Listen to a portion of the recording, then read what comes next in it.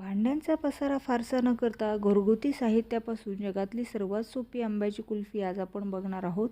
मेहनत म्हणाल तर अगदी 3 ते 4 मिनिटाची. मिक्सरमध्ये फिरवा आणि डब्यात ओता बस.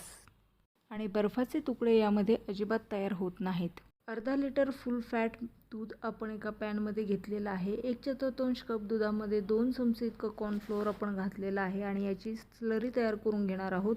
आता ही स्लरी दुधाला उकळी आली की लगेचच हळूहळू दुधामध्ये ओतावी, म्हणजे गुठळ्या तयार होत नाहीत. वेळोवेळी आलेली साय दुधामध्ये आपण मोडून मिक्स करावी. ताजी दुधाची साय 4 चमचे यामध्ये घालावी. ही नंतर मिक्सरला घातली तरी चालते, परंतु एकजीव होण्यासाठी मी इथं दुधामध्येच घातलेली आहे. सतत हलवत मंद आचेवर हे दूध आपल्याला दाटसर करून घ्यायचे आहे.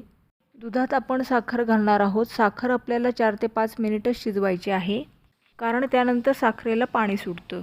हे दाटसर दूध आपण थंड होण्यासाठी ठेवणार आहोत.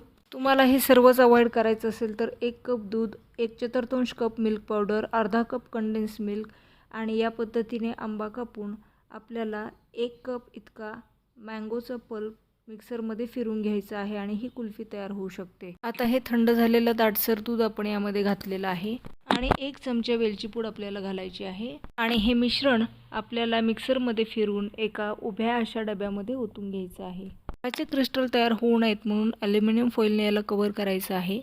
सुरीच्या साहाय्याने 4 बाजूला आपल्याला काड्या रवण्यासाठी जागा तयार करून घ्यायची आहे आणि यामध्ये या पद्धतीने काड्या आपल्याला घालून ठेवायच्या आहेत. फ्रीजरला 8 तासानंतर ठेवल्यानंतर तुम्ही पाहू शकता आपली कुल्फी तयार झालेली आहे. पाण्यात फिरून याला डिमोल्ड करावं, म्हणजे साच्याशिवाय कुल्फी तयार.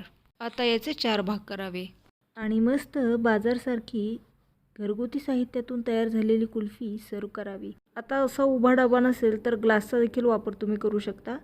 हे पहा, मी ग्लास वापरलेला आहे आणि या पद्धतीने आता हे डिमोल्ड करून घ्यायचं आहे आणि या पद्धतीने याचे कट करून तुम्ही सर्व करू शकता. कुल्फी मोल्डचा देखील आपण वापर केलेला आहे आणि कुल्फी मोल्डची देखील कुल्फी तयार. तेव्हा कोणत्या आकारात कुल्फी तयार करायला तुम्हाला आवडेल हे कॉमेंट बॉक्समध्ये सांगायला विसरू नका आणि सबस्क्राईब करायला विसरू नका मराठी कट्टा किचन.